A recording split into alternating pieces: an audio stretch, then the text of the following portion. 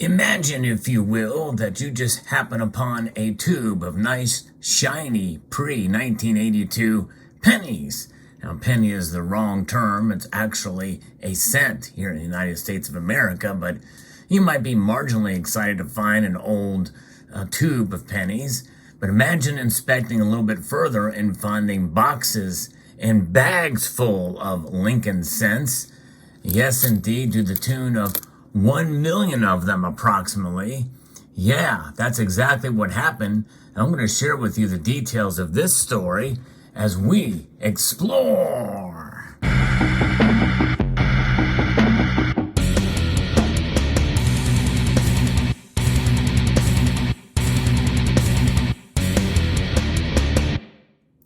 "1 million pennies found in a home in Los Angeles." Several members of the community shared this story with me, and I think it is quite amazing to see stories like this with found precious metals treasure. But you know what? Copper may not be a precious metal, but it is worth a whole lot more than the denomination stamped on these particular coins. And it looks like whoever hoarded these coins away essentially stacked them and stacking copper. And if you're going to stack copper, this is the way to do it. But there are some problems with it as well, too. And we'll get into that in a moment. But let's first tell the story of what happened and how this came to be. This is from Lauren McCarthy. While cleaning a relative's home in Los Angeles late last year, a California family stumbled upon about $10,000 worth of Lincoln cents. But it wasn't so simple to collect the treasure. It came in the form of an estimated 1 million of these cents stored in dozens of bags and boxes. About 9 months later, the family is still trying to find a way to cash the coins in. Therein lies the problem, folks, because you can't really melt them down and sell them for scrap. In fact, it's illegal to do that. John Reyes and his cousin were cleaning out a crawl space in the basement of his late father's-in-law house when they discovered the cents. Now, she says pennies here, but it's really cents. The task that Mr. Reyes had been putting off immediately became a much bigger chore, physically and logistically. Just moving the crates of the bags and boxes of pennies, otherwise known as cents, left fingerprints on our fingers because they were so heavy, he said in a phone interview. He said the family estimated their total value based on the amounts written on the bags and boxes. Mr. Reyes, who is a real estate agent in Ontario, California, was befuddled by the find. All we could think was, how in the world did my father-in-law and his brother do this on their own? It was crazy. Yes, in other words, what they were doing all these years is taking and stockpiling Lincoln cents. Now, this is an example of some that I've been holding back, and I've kind of been, encouraged to do so by some of you in the community. I used to kind of hold back a bunch of these, but I stopped in recent years. But I'm starting again, but I'm still kind of torn as to whether I should continue or not. And you'll learn more why as we get into the story even further. His initial plan was to haul the pennies to Coinstar, but the coin machine service charges a percentage of the total amount as a processing fee, and you only get face value for those as well, and there's a lot more copper than there is in the face value of each of these Lincoln cents. And so he also went to the bank, and you can't take hundreds of pounds of pennies to a local bank. One manager of a bank told him that he didn't even have enough room for that many coins in the vault. But a manager at a local Wells Fargo altered his course, Mr. Reyes said. As he told her about the discovery, he said he could see the bewilderment in her eyes. She urged him not to try to bring the pennies to a bank. You might have $1 million penny. Yeah, in other words, you never know what could be inside of those boxes and those bags, because there could be some wheat cents in there, which carry a little bit more of a premium. Now, there's none in these. These are all the memorial cents. Or you could have a rare date, perhaps a 1909 VDBS. That was the first times I heard about pennies being worth more than a penny, said Mr. Reyes. Certainly, he was not a coin collector, and he has become far more familiar with the world of rare coins. Since then, the United States Mint initially made pennies. Again, she incorrectly uses the term. We call them cents here in the United States. But they were made out of pure copper, and that's not really true either. Well, I guess originally they were, but now they, up until 1982, they were made of 95% copper. The rest of it, the balance, was zinc. Because copper was essential to the war effort in World War II, the coins were made out of steel for a year, some of them zinc-coated steel in 1943. By 1982, the cent was made primarily from zinc with some copper, or since 1982. She incorrectly says by 1982.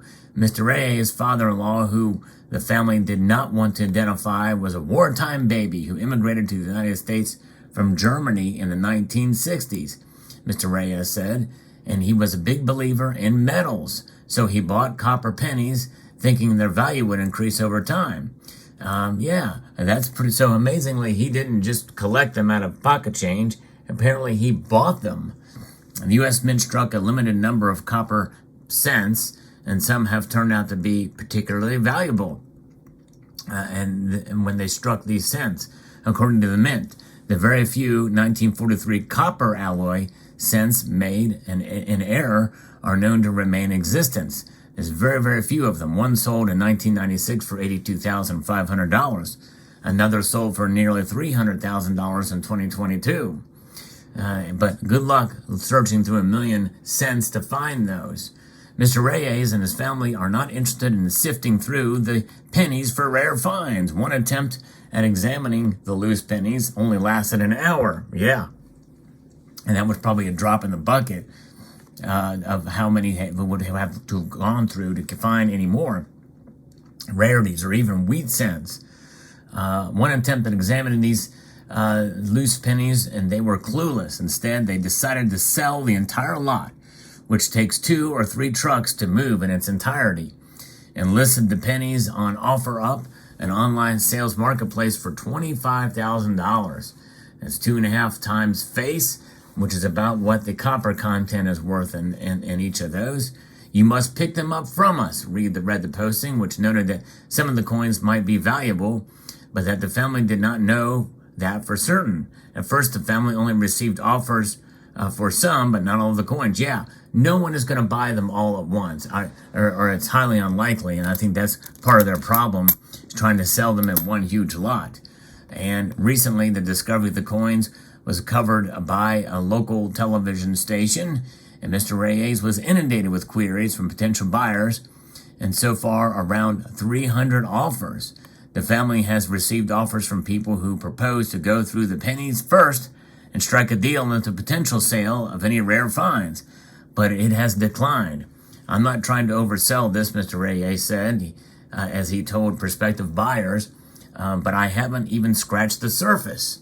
He has only looked at maybe 1 or 2% of these cents, Mr. Reyes said, because he does not want to open the bank-sealed bags and boxes, some from banks that no longer exist. And that's totally understandable for sure. And it is something else. There's other rarities, that you can find. I think a 1914D is another rarity. A 1944 steel cent is also another rarity. And there's multiple different errors that you can find in some of these cents. But these are all were accumulated because of their copper content likely. And it just goes to show you that having these is a way to be able to showcase and to have a store of value in the copper content alone. And I think that there's some things about this that some lessons we can learn. Is it good to stack copper? Not in bullion form, like 1 ounce rounds or bars, unless you want to just collect them for fun. I do that, but I would never stack that kind of stuff. If I'm going to stack copper, it's going to be in United States Lincoln cents, minted from 1982 or prior. In fact, in 1982, partway through the year, they did start creating copper-coated zinc version. So you must weigh the 1982s, or if you have a keen eye, you can tell by looking at them whether or not it is a copper cent or not. In fact, here's a 1982 cent, and I'm pretty sure that this one is copper. And it just feels a little heavier in the hand, but nonetheless, there are some that were minted that year that were indeed copper-coated zinc. But the other thing is liquidating all these. Let's say you stack a bunch of these, even if you were to stack 1,000 of them, or 2,000, more than likely, you're only going to get face value for them for a long time, unless they do away with the cent and demonetize it, and you can remelt them, or you can melt them down. But it's not legal to melt down, from what I understand, Lincoln cents, at least for resale. And so I'm not inclined to do it, but I am stacking some of these just in case. But if I was to take these to a local coin shop, they're going to give me 1 cent for them. And if I was to sell them to anybody here or anywhere else, they're going to give me 1 cent for them. And likely, he was asking too much to ask for the melt value of these Lincoln cents, because they're very common to find in change. I find them and I kind of set them aside, and this small pile is an example of that.